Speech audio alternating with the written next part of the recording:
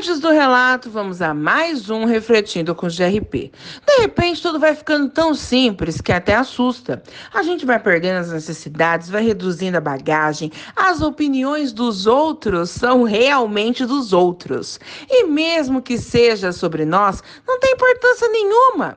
Vamos abrindo mãos da incerteza, pois já não temos certeza de nada.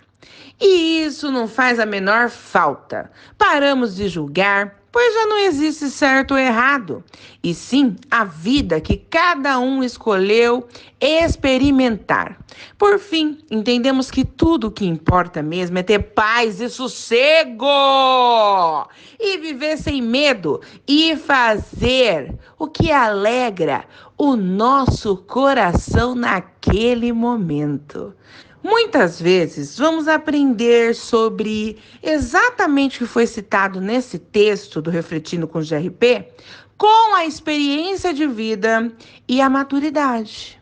E por falar em maturidade, meus amores e amoras, esse texto tem tudo a ver comigo e com o relato que eu vou trazer para vocês hoje.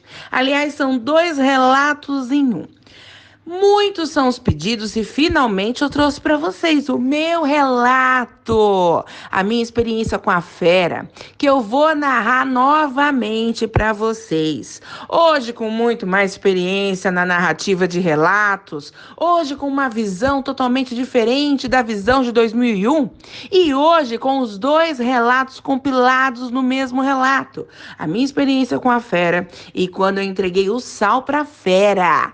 Sendo assim, bora pro relato,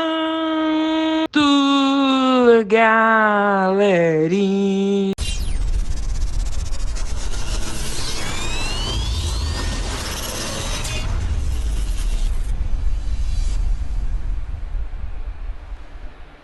O relato de hoje aconteceu comigo, GRP. Eu narrei o meu relato quando eu completei 1000 inscritos nesse canal.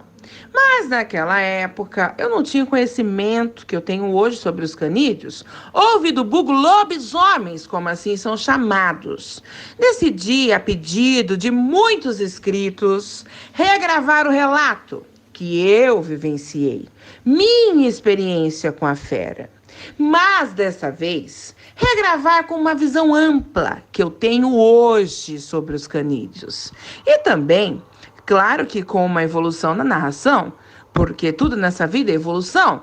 Eu não sou mais aquela GRP dos meus inscritos. Minha narração, graças aos céus, evoluiu muito. Claro que muitas pessoas até hoje ainda não gostam de mim, mas eu não sou doce para gostar de mim, não é verdade, meus amores e amoras? Enfim. Quem gosta, gosta. Quem não gosta, que me engula. Porque eu estou aqui diariamente graças ao Senhor do Universo. Na época do relato, eu estava com 19 anos de idade e um bebê. Meu amado primogênito. Quando o fato ocorreu, eu tinha casado há pouco tempo com o pai do meu filho, que nos dias atuais é meu ex-marido. Faço um adendo aqui, que eu e meu ex-marido nos damos muito bem. Sempre que ele precisa, eu o auxilio, e sempre que eu preciso, ele também me auxilia. O nosso relacionamento não deu certo, mas mesmo com a separação que ocorreu, continuo interagindo com o pai dos meus filhos mais velhos tranquilamente. Sou uma mulher muito bem resolvida e tenho maturidade suficiente para lidar com essa convivência. Voltando ao relato, eu e meu ex-marido tínhamos financiado uma casa que viríamos a pagar as prestações dela por longos anos. Após o divórcio, eu passei a ser usufrutuária da casa e arquei com todos os gastos. E assim que eu parti dessa para melhor, a casa fica para os meus filhos. Esse financiamento da casa foi feito por um banco famoso, a Caixa Econômica Federal. E quando pegamos a chave do imóvel, decidimos nos mudar. Meus pais gentilmente nos deixaram morar em uma casa que eles tinham comprado e estavam aumentando essa casa, fazendo algumas reformas para futuramente morar nela. Como eles sabiam que a minha casa logo sairia, eles permitiram a nossa moradia ali. Quando eu peguei a chave da casa na mão, eu quis me mudar rapidamente. Motivos para a mudança, garanto para vocês que eu tinha vários. Alguns que nem posso citar aqui, assim como não citei no relato antigo. Mas posso garantir a vocês que um dos principais motivos era para desocupar a casa dos meus pais, para que eles pudessem continuar a reforma. E, claro, para que eu pudesse ir para um lugar que fosse meu. Quem é casado recentemente e ainda não adquiriu uma casa, sabe o quanto é importante ter um pedaço de terra próprio. Minha mãe, quando soube que eu ia me mudar para esse bairro recém-construído, com a casa sem muro, um bairro no meio do nada, com uma grande mata nos fundos desse bairro, e sabendo que eu era a segunda pessoa a mudar no bairro somente, e essa pessoa que morava no bairro antes de mim for a primeira pessoa a se mudar, simplesmente tinha mudado primeiro ali porque trabalhava para a construtora que o banco tinha contratado para construir as casas. Minha mãe, vendo tudo isso, não concordou com a minha mudança de cara. Disse que poderia ser perigoso, mas eu queria ir para o meu canto. Essas pessoas que mudaram primeiro ali no bairro eram pessoas boas e eu estava muito feliz ali na minha casa, pois era o meu pedaço de terra. Como é bom ter algo para a gente chamar de nosso cantinho, nosso barraco, chame como quiser, sendo seu, a satisfação é gigantesca. Claro, meus amores e amoras, que se fosse hoje, no auge dos meus 42 anos de idade, eu iria refletir sobre aquele conselho da minha mãe. Mas aos 19 anos, os conselhos ficam de lado quando precisamos suprir outras necessidades e não temos conhecimento de certos perigos. Meu ex-marido, na época, trabalhava à noite em uma firma e eu ficava em casa cuidando do meu filho. Durante o dia, o bairro até era movimentado, pois tinha pedreiros que trabalhavam na construtora e estavam terminando algumas casas que ainda não estavam prontas. E aí meu pai fez um galinheiro nos fundos da minha casa, porque além de termos ovos todos os dias, seria um entretenimento para o meu filho futuramente. Era um galinheiro simples, mas ficou bem organizado. Agora à noite, meus amigos, à noite o bicho pegava definitivamente, já que só tinham 2 casas com habitantes no bairro todo. E numa certa noite, meu ex-marido saiu para trabalhar, como sempre fazia. Somente retornaria por volta de umas 6h20, 7 horas da manhã do outro dia. Assim que meu marido saiu, eu jantei, fui assistir televisão e fiz meu filho dormir. Minha casa, na época, tinha 2 quartos, uma sala, uma cozinha, um banheiro. E como eu disse acima, não tinha muro, não tinha portão, era totalmente aberta. Somente tinha uma beirinha de cimento fino em volta da casa, aonde meu pai deixava umas tábuas de madeira, tábuas que são usadas no serviço de pedreiro, e que ele usaria juntamente com meu ex-marido para fazer o muro da minha casa. Nos fundos, como eu disse, não tinha muro, mas tinha um morro de terra vermelha. E ali dos fundos da minha casa eu conseguia ver a mata. Então, de um lado tinha mata, tinha um rio, e do outro lado tinha o sítio e uma linha do trem. Bom, meus amores e amoras, fui dormir e por volta de 1h30 da manhã, acordei com latidos de cachorro em frente à minha casa. Não era um latido de um cachorrinho só, não. Eram vários cachorros juntos latindo. E automaticamente, além dos latidos dos cachorros, eu escutei um grunhido. Um som estranho. Som esse que eu nunca tinha ouvido antes. Pois, por mais que os seres humanos tentem classificar e exemplificar o som que um lobisomem faz, seria impossível fazer isso. Tentamos, em nossa humanidade, fazer assimilações. Essa é a grande verdade. Quando escutei esse barulho, eu senti um arrepio dos pés à cabeça. Eu já estava totalmente acostumada a ter experiências com o paranormal, já que essas experiências com o paranormal eu tinha desde pequena, mas mal sabia eu que aquilo que estava lá fora da minha casa era uma coisa completamente diferente das experiências paranormais que eu estava acostumada. E eu quero deixar claro aqui que eu não acreditava na existência da fera, não. Para mim, lobisomens eram realmente lendas. Claro que a GRP de 2001 não é a mesma GRP de 2023. Aquela moça jovem, mãe de primeira viagem, não tinha o conhecimento que tem hoje. Perante aos fatos que estavam acontecendo lá fora, eu resolvi levantar da cama. A luz dos fundos da minha casa ficava acesa. Escutei alguns cachorros chorando como se estivessem apanhando. E sei lá o que era aquilo que estava na frente da minha casa, decidi vir para os fundos da casa e parou bem de frente à minha janela. Eu estava no corredor, já que eu tinha levantado. A minha intenção era ir até na sala para poder espiar ali pelo vitrô da sala o que estava acontecendo lá fora. Só que quando eu vi esses passos pesados caminhando e parando em frente à minha janela, o pânico tomou conta de mim, porque eu fiquei pensando, será que é um ladrão? A gente nunca vai pensar, é um lobisomem. Não, a gente vai pensar que é o quê? Um ladrão. E isso é automático do ser humano. Pro meu espanto, aquilo que estava ali fora começou a arranhar as tábuas de pedreiro do meu pai, que estavam debaixo da janela. Eu, apavorada, me aproximei da janela para tentar conseguir ver alguma coisa. E escutei uma respiração cansada. Um barulho muito parecido com o barulho de uma pessoa que está entrando em óbito devido ao infarto cardiorrespiratório. Era uma respiração profunda, extremamente cansada. Eu, com isso, fiquei apavorada. Dei 2 passos para trás e percebi que aquilo novamente começou a caminhar em direção aos fundos da casa. As galinhas que estavam no galinheiro ficaram alvoroçadas e as minhas pernas travaram. Com muito custo, me esgueirei pelas paredes e peguei uma faca, a maior faca que eu tinha em casa. Mas até então, para mim, realmente era um ladrão. E pelo meu filho, era matar ou morrer. Assim que eu peguei a faca em meia escuridão da cozinha, eu vi um ser caminhando sobre 4 patas, vindo da direção do galinheiro para minha porta da cozinha, que era de vidro. Aquilo era um cão, mas não era um cão comum. Era um cão do tamanho de um urso. Na hora eu fiquei muito confusa e o meu medo foi tamanho que eu quase deixei a faca cair. Na minha santa inocência dos meus 19 anos, eu achei que com aquela faca eu conseguiria defender meu filho. Hoje, claro, tenho certeza absoluta de que esse meu pensamento era uma enorme piada.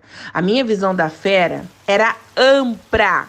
E para mim aquilo não estava me vendo dentro da cozinha. Nos meus pensamentos seria impossível aquele ser ver que tinha alguém ali na cozinha, já que estava tudo escuro. Hoje, quando eu narro os relatos, percebo o enorme perigo que eu passei. Para o meu pré-infarto, aquele bicho ficou sobre 2 patas e foi aí que percebi o quanto ele era grande. Era mais alto do que a porta da minha cozinha. Aquilo era tão alto que quando ele se aproximou da porta, ele ficou arqueado para poder olhar perfeitamente pela minha porta e começou a cheirar o ar. A impressão que eu tive naquele momento é que aquilo estava tentando sentir o meu cheiro ali. E foi aí que ele tocou com as garras a porta de vidro da minha casa. E eu percebi que aquilo não era um fantasma, não era um espírito, era algo físico. Eu fiz a única coisa que eu poderia fazer naquele momento. Comecei a rezar e clamei a Deus para que ele afastasse aquele bicho da minha casa. Depois que eu comecei a rezar, senti um cheiro forte de enxofre. Claro que hoje eu sei que lobisomens podem exalar algumas espécies de cheiro, sejam cheiros bons ou ruins, como também podem não exalar cheiro nenhum. Isso está muito relacionado ao corpo físico de cada pessoa que se transforma na fera. Hoje eu tenho esse conhecimento, mas na época do relato eu não tinha conhecimento sobre isso. Esse conhecimento eu consegui através do canal. Com medo ao qual me encontrava, comecei a sentir muita ânsia de vômito. Tentei me controlar para não vomitar e dessa maneira chamar ainda mais a atenção do bicho. E aí que aquele desgraçado daquele bicho deu um uivo pavoroso. E na hora eu pensei, essa praga quer ter certeza que tem alguém aqui em casa. Era como se ele estivesse me coagindo na minha própria casa. Algo típico de lobisomens. No caso dos lobisomens malignos. Com toda a patifaria que aquele imbecil fez, o meu filho acordou aos gritos no berço.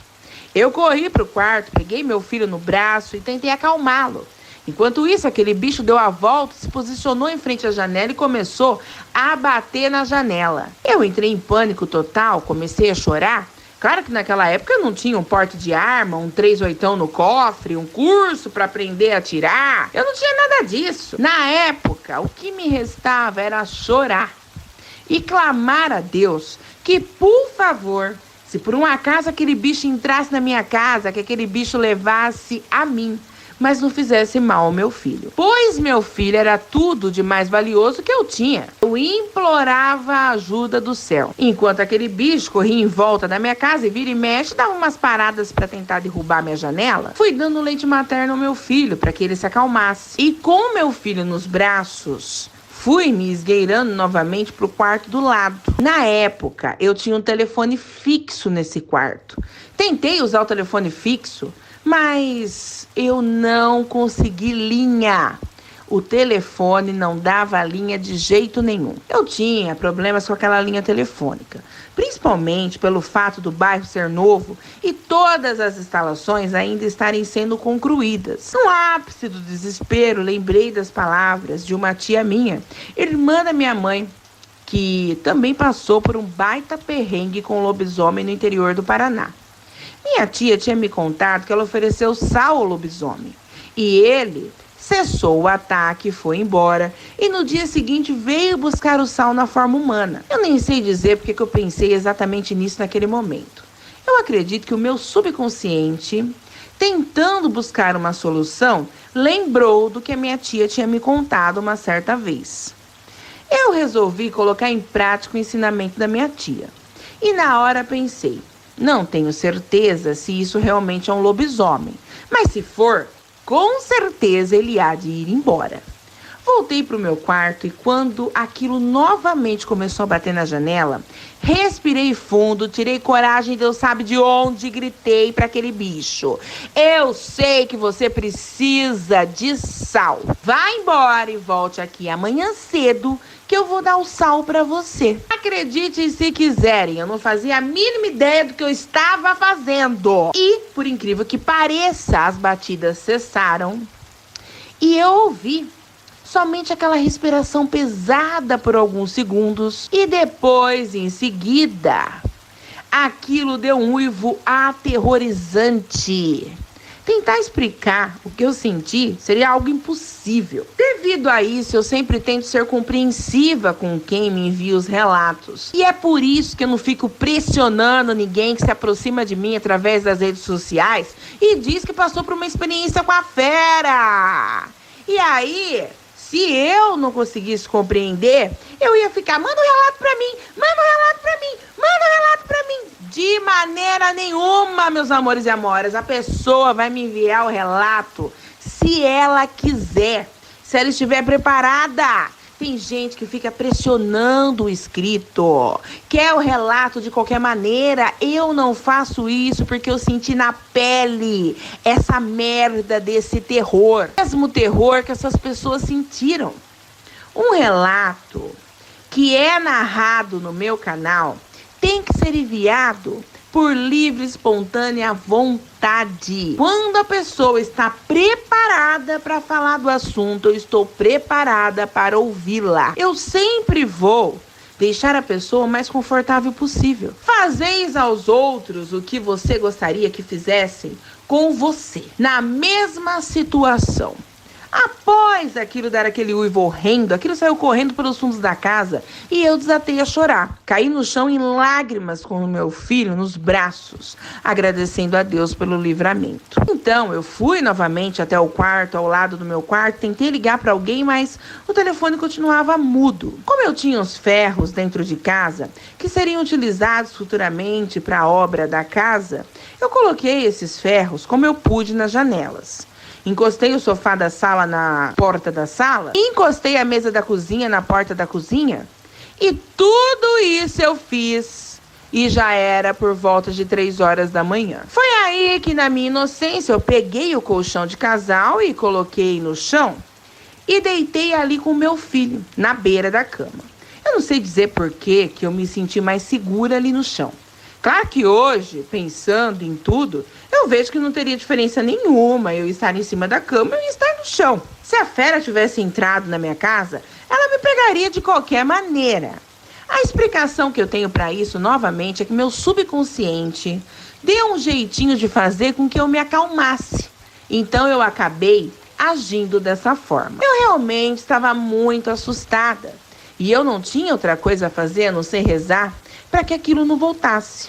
E implorar para que o dia amanhecesse logo para o meu ex-marido retornar. Apesar da dificuldade que eu estava para dormir, eu fui vencida pelo cansaço. Eu tinha chorado muito, tinha passado um grande nervoso e acabei dormindo. Acordei com um barulho na janela. Tinha alguém me chamando ali. A pessoa que estava do lado de fora da janela batia bem lentamente, dizendo: "Ô moça, ô moça, ô moça." Me assustei, olhei no despertador que tinha em cima da cômoda e vi que eram 5 horas da manhã. Eu, atônita, não respondi nada pro moço, só fiquei ouvindo o moço que continuava a dizer: "Ô moça, vim buscar o sal que você me prometeu. Você pode me dar o sal?" Eu continuei calada, pois a minha voz nem saía. Eu pensei em responder algo, mas eu estava travada. Foi aí que aquele cabra que estava na janela perdeu a paciência e começou a gritar e socar a janela na força do ódio, dizendo: "Moça, me dá o sal agora, que eu quero sal." Percebi que os raios do sol começaram a surgir. E o cabra, vendo que eu não falava nada, deu um baita soco na janela e saiu correndo para os fundos da casa. Escorregou no barranco e sumiu no matagal. Nossa, GRP, como é que você sabe que ele escorregou no barranco? Simples, tinha marcas claras que no barranco de terra alguém tinha escorregado ali. Voltando ao relato, eu, apavorada, não podia acreditar que aquilo sobre o sal era verídico. Minha tia tinha razão. Aquilo era um lobisomem e tinha vindo buscar o sal. E eu que pensava que um ser assim não existia. Não demorou muito, meu ex-marido chegou em casa. E quando ele viu tudo fora do lugar, os ferros na janela, a faca próxima do colchão no chão, e eu, apavorada, ele exclamou: "Oxi, o que é que aconteceu aqui? Você ficou maluca?" Foi aí que eu contei tudo pra ele e ele não acreditou em mim. Falou que com certeza era um ladrão, tentando me deixar com medo. Verificou o telefone, que por incrível que pareça, estava com linha. Mas com relação ao telefone, no meu caso, foi falta de sorte mesmo. Às vezes o telefone dava esses pitis. Quando saímos para fora, a janela do meu quarto estava toda amassada. A minha sorte foi que, como a casa era recém-construída, a janela era de um material muito bom. Então aguentou o impacto dos socos. As tábuas do meu pai, de pedreiro, que ficavam embaixo da minha janela, estavam todas arranhadas, com marcas de garras profundas. Mas o meu ex-marido, descrente, disse que isso era coisa de gato do mato ou de onça. Na mata dos fundos da minha casa, tem onça sim. Mas aquilo não era coisa de onça, meus amores e amoras. Nunca nessa vida. Eu nunca vi onça com garras daquele tamanho. Ao chegarmos no galinheiro, fiquei em choque, pois o galinheiro estava completamente limpo. Não tinha um rastro de cocô de galinha no chão. E todos os dias aquele galinheiro amanhecia cheio de cocô. E nos fundos da casa, onde tinha o barranco, tinha marcas que demonstravam claramente que alguém tinha escorregado ali. Fora as marcas de patas por todo o quintal. E não eram patas de cachorro comum, não. Eram patas gigantes. Mas meu ex-marido arrumava desculpa para tudo. Hoje, claro, com a maturidade que tenho, eu entendo que se meu ex-marido tinha dificuldade para acreditar em Deus, como é que eu poderia esperar que ele fosse acreditar na existência de um lobisomem? Foi aí que eu liguei pro meu pai. Sempre muito protetor, meu pai veio rapidamente até minha casa com a minha mãe. Meus pais acreditaram em tudo o que eu falei. Pro meu pai, confesso, ele acreditava que talvez pudesse ser algo maligno. Que era o que eu disse, que antigamente eu até pensava. Até eu adquirir o meu conhecimento sobre os canídeos. Eu tinha as minhas dúvidas e consegui, conforme os anos de canal, tirar todas as dúvidas que eu tinha. Meus pais tiveram uma atitude totalmente diferente do meu ex-marido. Minha mãe ficou furiosa com o meu pai, pois segundo ela, um dos motivos do lobisomem ter aparecido na minha casa era o galinheiro. Nesses anos de canal, alguns inscritos e inscritas perguntaram se o lobisomem não estava interessado no meu filho, pois esses inscritos e inscritas pensaram que meu filho não era batizado. Eu quero deixar claro que meu filho já era batizado quando me mudei na minha casa. Claro que isso não muda o fato de que meu filho era uma criança e poderia ser um prato cheio para a fera. Na minha concepção e experiência com os canídeos, eu tenho certeza absoluta que a área onde a minha casa foi construída antes era uma área de matagal. Era com certeza o quintal do bicho. Com as casas sendo construídas ali, acabamos invadindo a área dele. Claro que o galinheiro, sem dúvida nenhuma, foi um chamariz para o bicho, que simplesmente uniu o útil ao agradável. Uma casa com habitantes no meio do nada, com um galinheiro, uma mulher e um bebê, tudo conspirava a favor do peludo. Minha mãe fez com que meu pai desse fim no galinheiro na hora. E meu pai levou as galinhas para outro local, os fundos da casa da minha finada madrinha. Ali, ela poderia cuidar das galinhas tranquilamente, já que ela morava no centro da cidade e tinha um amplo espaço nos fundos da casa dela. Meu ex-marido e meu pai se apressaram para construir um muro em volta da casa. Enquanto o muro estava sendo construído, eu ia todas as noites dormir na casa dos meus pais com o meu filho, para que dessa maneira eu não ficasse sozinha em casa enquanto meu ex-marido ia trabalhar. E claro que escutei da minha mãe aquela frase de praxe: tá vendo só, teimosa, te avisei. Espera para se mudar.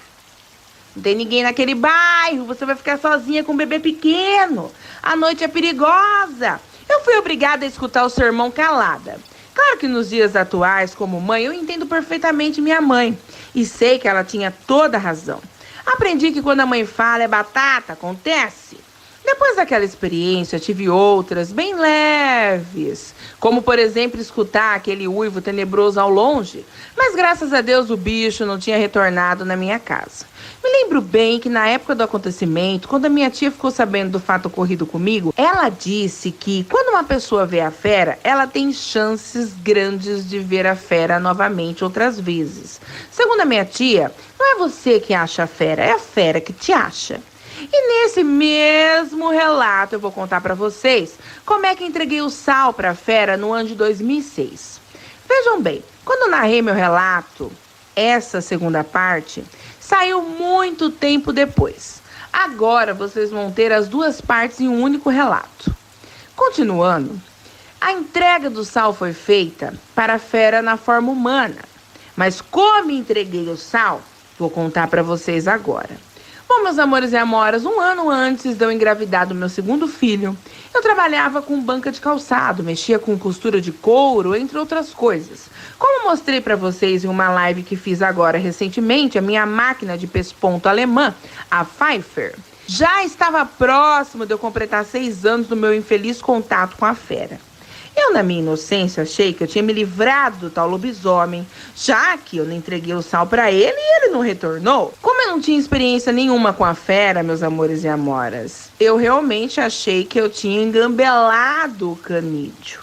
Só que com a experiência que tenho hoje, eu sei que quando você promete algo a um canídeo, seja ele macho ou fêmea, você vai ter que pagar. Porque passe os anos que passarem, eles vão te cobrar de um jeito ou de outro. Nessa época, eu tinha uma microempresa em um ateliê nos fundos da minha casa. E uma edícula que eu tinha construído. Eu tinha funcionárias que trabalhavam para mim na casa delas e uma única funcionária que trabalhava comigo no meu ateliê. O nome dessa minha antiga funcionária era Maria. Maria era uma funcionária simples, com um coração gigante, que morava no sítio que ficava nos fundos da minha casa. Quando eu digo fundos, meus amores e amoras, não é encostado na minha casa, não. Esse sítio fica numa certa distância da minha casa. Você tem que passar pelo matagal, pela estrada de terra, e aí sim você vê o sítio. Da minha casa ao longe, até consigo avistá-lo. Esse sítio fica bem ao lado da linha do trem. Então, temos a linha do trem, o sítio, o rio e a mata.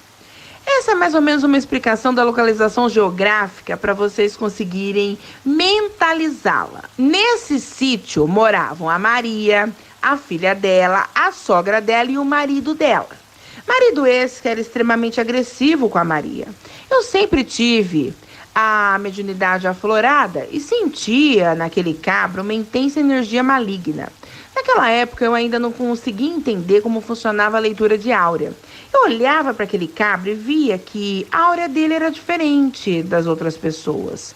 Mas eu não tinha conhecimento que eu tenho hoje, na minha concepção. Aquilo era somente um sinônimo de que ele não era uma pessoa boa.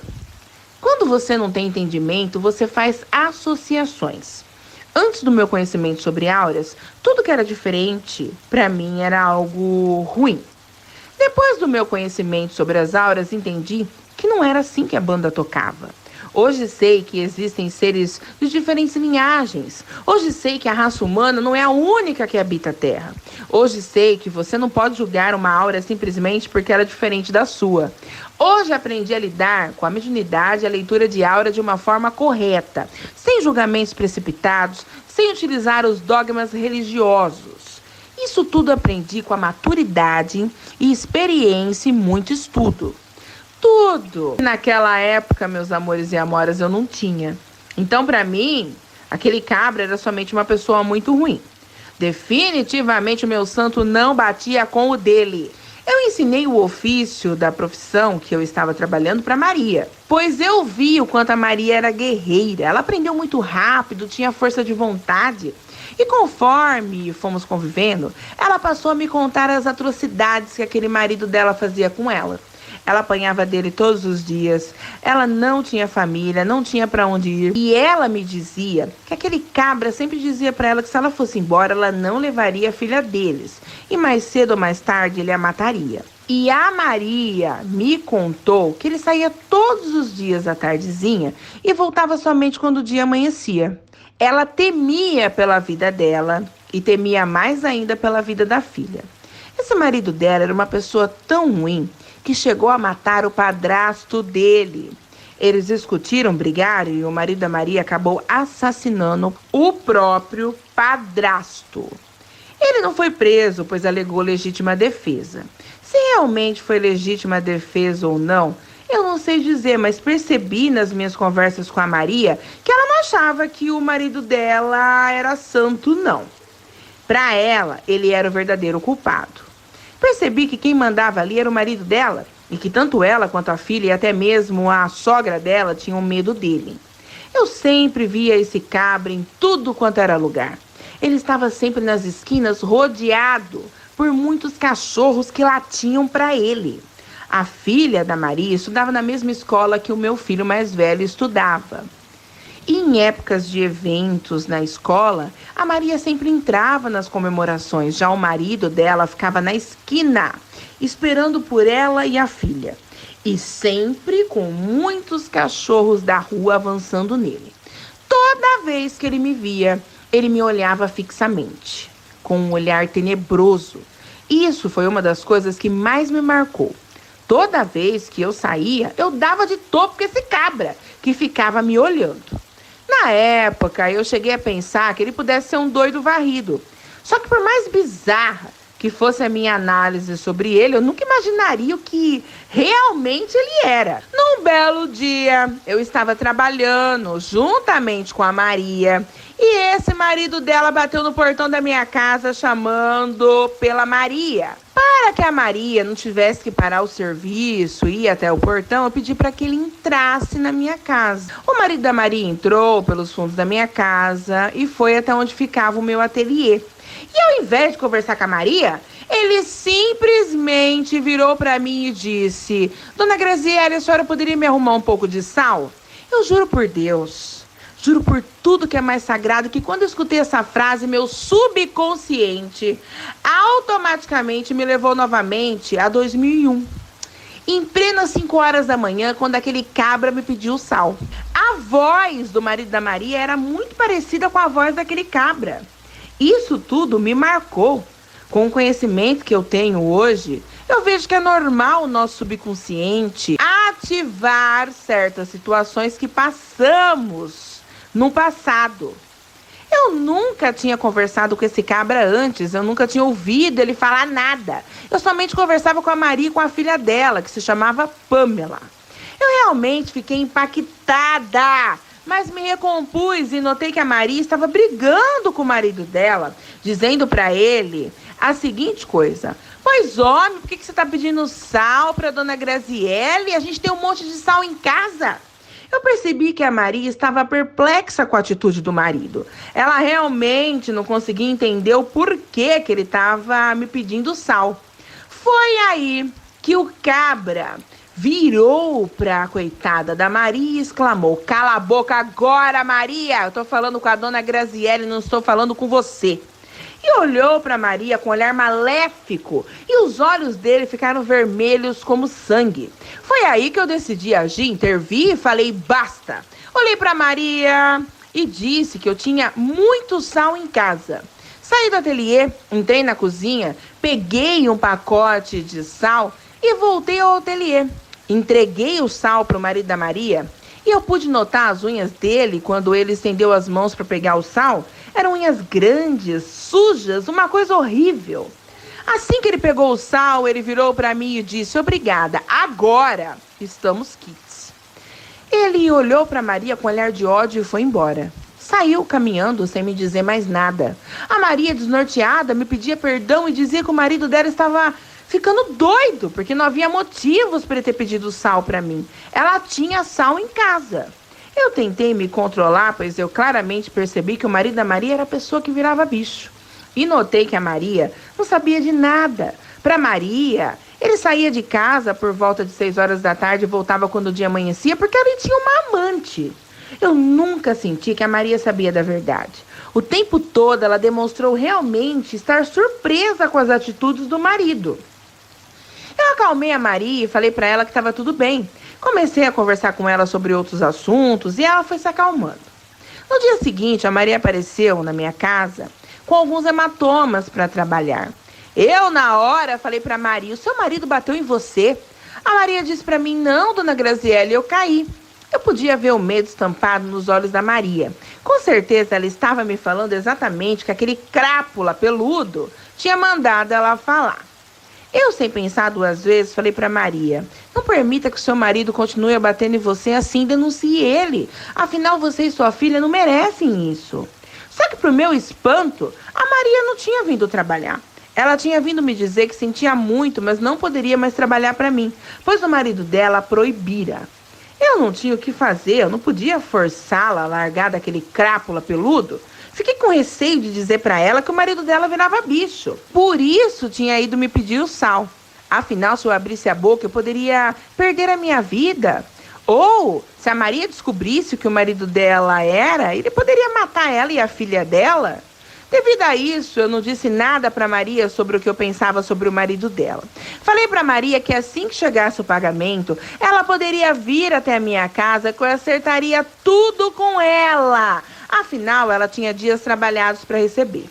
Quando o pagamento chegou, a Maria veio receber, me agradeceu por ter pagado ela corretamente e foi embora. Depois desse dia, nunca mais eu vi a Maria. O marido dela, desgraçado, a filha dela. Fiquei sabendo, não faz muito tempo, que eles ainda moram no sítio. Mas o que realmente me chamou a atenção foi que antes eu vi esse cabra diariamente. Depois que eu entreguei o sal para ele, ele desapareceu. Hoje, com a experiência que eu tenho, experiência essa que, como eu disse, eu adquiri no meu canal, eu sei que, como eu estava em dívida com aquele demônio, eu tinha que pagar a dívida para com ele. Por isso que ele sempre estava onde eu estava. Faço um adendo aqui que em 2001, quando me mudei na minha casa, esse cabra já morava no sítio. O sítio já existia ali. Aliás, o sítio pertence à família dele. Nunca mais eu vi o lobisomem nem na forma humana nem na forma de fera, mas aquele uivo estranho e tenebroso eu escutei mais 2 vezes em anos diferentes, próximo da minha casa. Em 2007, quando eu tive meu segundo filho, e em 2017, quando eu tive meu filho caçulho, o menino tubarão.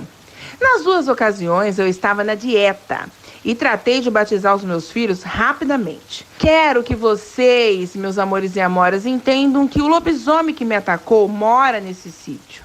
Mas na mata local existem muitos outros que habitam a mata. Eu já trouxe relatos de pessoas que moram e trabalham nessa mata e sabem da existência da fera. Claro que a grande maioria das pessoas não acredita na existência da fera, mas quem trabalha naquele local não só acredita na existência, como sabe quem é a família que vira bicho. E por mais que as pessoas saibam, ninguém se mete a besta com eles, pois é abrir a boca e morrer. E quem é que quer morrer, né? Ninguém. Eu tinha uma concepção de lobisomens quando narrei o meu primeiro relato, só que eu não aceitei o fato de que eles eram simplesmente demônios, já que aquilo que me atacou era algo físico. Quando criei o canal, muitos anos depois da minha experiência, criei no intuito de entender o que era aquilo que me atacou. Graças a Deus e ao Senhor do Universo, como diz os canídeos, finalmente entendi e percebi que não são demônios. São uma raça alienígena que vive aqui na Terra entre nós há milênios. Eu descobri que os canídeos também não são os únicos existentes aqui não, meus amores e amoras. Existem outras raças alienígenas aqui na Terra conosco. Chico Xavier dizia que um dia iríamos conviver com as raças alienígenas na sua forma real. Imagina você abrir o portão da sua casa e ver que seu vizinho é um reptiliano, um draconiano, um canídeo, entre tantas outras raças alienígenas existentes no universo e aqui na Terra, hein? Claro que ninguém é obrigado a acreditar naquilo que eu acredito. Vocês têm o direito de pensar o que vocês quiserem sobre lobisomens e suas fêmeas. Eu respeito a opinião de todos vocês, mas peço a vocês que respeitem a minha opinião também. Independente do que cada um pensa sobre os lobisomens e suas fêmeas, uma coisa ninguém pode negar: a existência deles. Mesmo os mais céticos têm que admitir que aonde há fumaça há fogo. Na minha opinião, quem nunca viu tem muita sorte. Pena que muitos não valorizam a sorte que tem em não ter visto esse bicho. Por outro lado, nos dias atuais, eu até agradeço aquele desgraçado daquele lobisomem, sabia? Pois se não fosse ele, eu jamais teria criado Eu Vou Ser os Mistérios da Escuridão. Essa experiência abriu portas para minha vida. Foi graças a essa experiência que fiquei encasquetada. Um dia criei o canal e consegui descobrir o que realmente era aquilo que tinha me atacado. Com isso tudo, meus amores e amoras, com a criação do canal, eu recebi um grande presente. Vocês, que estão diariamente na minha vida. Agora me digam se eu sou sortuda ou não sou. Gratidão infinita ao universo, gratidão infinita ao Senhor do Universo, gratidão infinita ao nosso Criador, gratidão infinita a vocês, meus amores e amoras que eu amo, que fazem parte da minha vida e do meu canal. Fiquem com Deus. Abraços, GRP. Bom, galera das trevas, esse foi o meu relato de hoje. Sinistro, sinistrengue, sinistras.